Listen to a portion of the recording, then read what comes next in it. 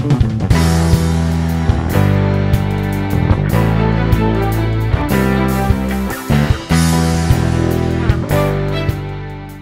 saudara yang dikasihi Tuhan, saya berdoa supaya hari ini kita semua masih dalam keadaan baik, supaya hari ini kita semua dalam keadaan sehat. Tuhan memberkati kita semua, amin. Seperti kita sudah tahu sendiri dan saudara-saudara kita sedang mengalami hari-hari ini bagaimana wabah daripada virus corona ini sedang melanda dunia ini. Sudah 190 negara terkena oleh paparan virus ini. Nah saudara, siang hari ini saya mau berbagi bagaimana supaya kita bisa bertahan di dalam menghadapi wabah virus corona yang hari-hari ini sedang melanda kita, sedang ada di sekitar kita. Bagaimana caranya? Saudara, Ayub 23:10 berkata, karena ia tahu jalan hidupku. Tuh saudara, Tuhan sudah mencatatkan kehidupan kita dari mulai kita dilahirkan sampai kita menjalani proses hidup sampai kita nanti mati, itu sudah semua dicatat di dalam kitab kehidupan kita. Wabah dari virus corona ini juga sudah tercatat di dalam kitabnya Tuhan, sehingga sebenarnya kita nggak usah menjadi takut, kita nggak usah menjadi khawatir, kita nggak usah menjadi bimbang saudara. Sebaliknya kita serahkan ketakutan kita serahkan kekhawatiran kita serahkan kebimbangan kita ke dalam tangan Tuhan, sehingga apa? Kita berjalan bersama-sama Tuhan, menghadapinya bersama-sama Tuhan, berjalan bersama-sama dengan Tuhan, sehingga apa? Kita bisa akan bertahan di dalam badai. Nah, ada kiat-kiatnya saudara, apa yang dikatakan oleh firman Tuhan, sehingga kita bisa bertahan dan keluar sebagai pemenang melalui firman Tuhan. Di dalam Roma 12 ayat 12 berkata, bersukacitalah dalam pengharapan, sabarlah dalam kesesakan, dan bertekunlah di dalam doa. Yang pertama, bersukacitalah di dalam pengharapan. Orang yang memiliki pengharapan akan mempunyai kekuatan dan daya tahan untuk menghadapi proses. Saudara, pengharapan itu adalah sesuatu yang kita inginkan, sesuatu yang kita cita-citakan, sesuatu yang kita mimpikan. Sama seperti ketika seorang ibu yang sedang mau melahirkan, dia berharap bahwa anaknya lahir dalam keadaan baik, dalam keadaan sehat, dalam keadaan sempurna. Dia harapkan itu, dan ketika dia melalui proses kelahiran itu harus dilalui dengan rasa sakit yang luar biasa. Tetapi lihat, ketika bayi itu dilahirkan dalam keadaan baik, dalam keadaan sehat dan sempurna, ibu itu akan merasa senang. Dia bersuka cita, segala proses yang sudah dilalui, sakit yang sudah dia derita, lupa semua, tergantikan oleh sukacita yang dia dapatkan dari apa? Kelahiran bayinya yang sehat dan sempurna. Demikianlah ketika kita berharap kepada sesuatu yang pasti, akan memberikan kepada kita kekuatan, akan memberikan kepada kita daya tahan. Kita menjadi nggak akan putus asa, kita nggak akan menyerah, kita akan terus berjuang sekalipun yang sedang kita hadapi hari-hari ini adalah kesakitan, sekalipun yang sedang kita hadapi hari-hari ini adalah ketakutan, sekalipun yang sedang kita hadapi hari-hari ini adalah rasa khawatir. Tetapi ketika kita berharap kepada sesuatu yang pasti, lihat, ketika ini semua sudah berlalu, sukacita kita akan melimpah-limpah di dalam kehidupan kita. Asal kita berharap kepada sesuatu yang pasti, bukan yang tidak pasti. Saudara, jangan salah berharap. Apa yang kita harapkan di dunia ini dan apa yang bisa kita harapkan di dunia ini, kemana kita bisa minta perlindungan di dunia ini saudara? Apakah uang bisa melindungi kita? Uang gak bisa melindungi kita. Waktu kita terpapar sakit, uang gak bisa menyembuhkan kita. Nggak. Hanya imun kita yang ada di dalam ini yang bisa melawan virus itu. Orang-orang kuat, orang terkuat mana di muka bumi ini yang tidak bisa terpapar oleh virus ini. Semua orang sekarang sedang ketakutan, semua orang sekarang sedang menjaga jarak. Siapa yang berharap kepada siapa kita sekarang? Kepada polisi, kepada dokter, kepada tentara, kepada pejabat, kepada presiden. Mereka semua sedang sibuk hari-hari ini. Mereka semua sedang kewalahan hari-hari ini, bertugas di bidang mereka masing-masing. Mereka pun rentan terpapar oleh virus ini. Tercatat sudah banyak dokter dan perawat yang meninggal oleh virus ini. Tercatat sudah ada beberapa pejabat yang meninggal oleh virus ini, saudara. Siapa yang kebal? Nggak ada. Oleh karena itu, satu-satunya yang kebal terhadap virus ini adalah Tuhan Yesus. Dia tidak terjamah oleh virus itu dan dia ada di dalam kehidupan kita. Maka berharaplah hanya kepada Tuhan. Tuhan yang ada di dalam hidup kita lebih besar kuasanya dari segala kuasa yang ada di muka bumi ini. Oleh karena itu saudara, tetaplah bersuka cita di dalam pengharapan dan berharap kepada Yesus yang akan mengeluarkan kita dari badai wabah virus corona ini. Amin. Yang kedua, sabarlah dalam kesesakan.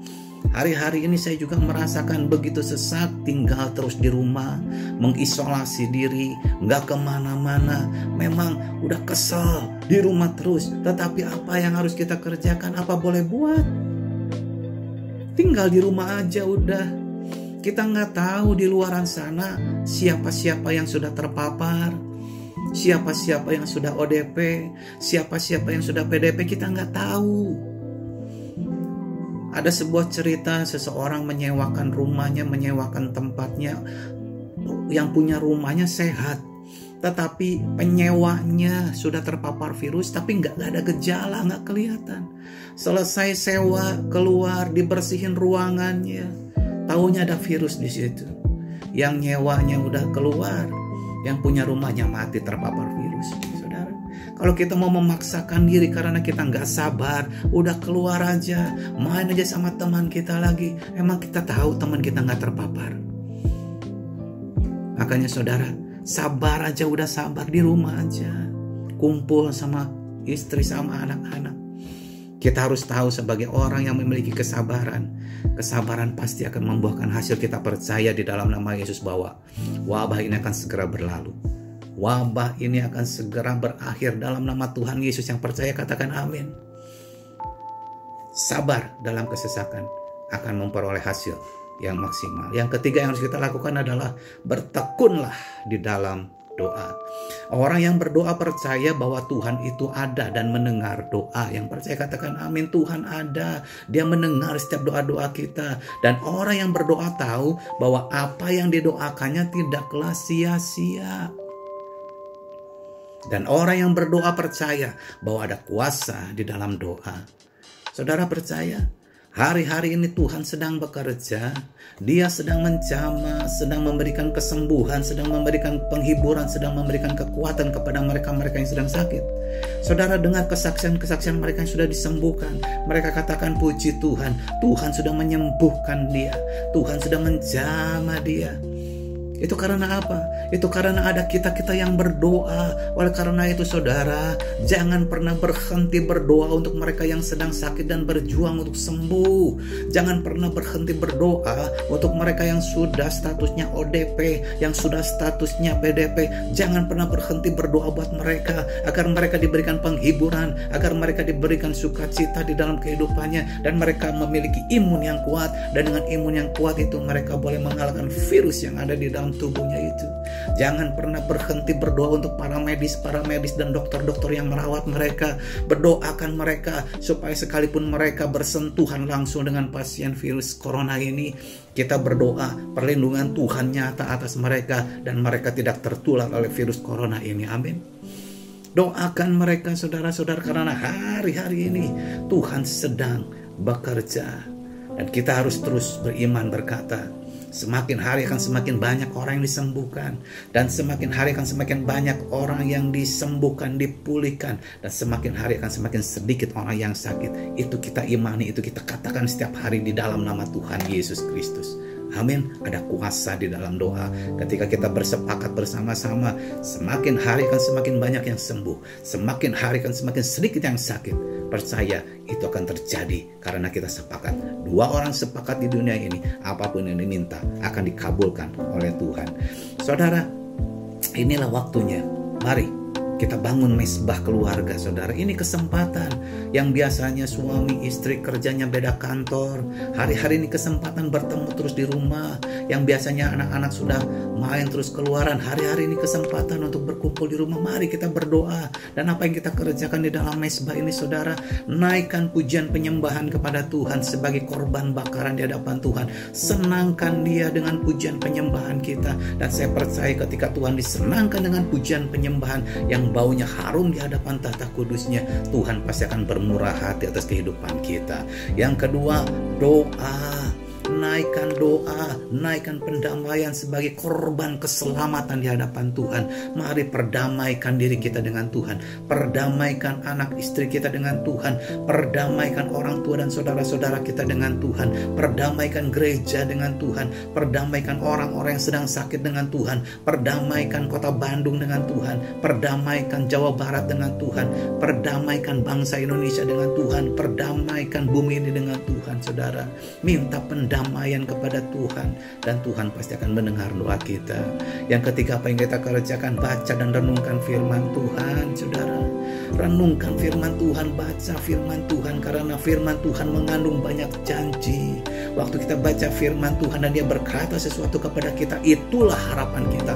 Pegang firman itu sampai firman itu keluar menjadi janji yang digenapi oleh Tuhan di dalam kehidupan kita. Ketika kita berharap kepada firman itu, maka ada kekuatan, ada sukacita di dalam kehidupan kita, saudara. Amin. Untuk itu sekali lagi, bagaimana supaya kita bisa bertahan di dalam wabah yang sedang melanda hari-hari ini? Bersukacita dalam pengharapan, sabarlah dalam kesesakan, dan bertekunlah di dalam doa. Amin. Mari saudara-saudara tetap stay safe, stay believe in Jesus, stay at home. God bless you.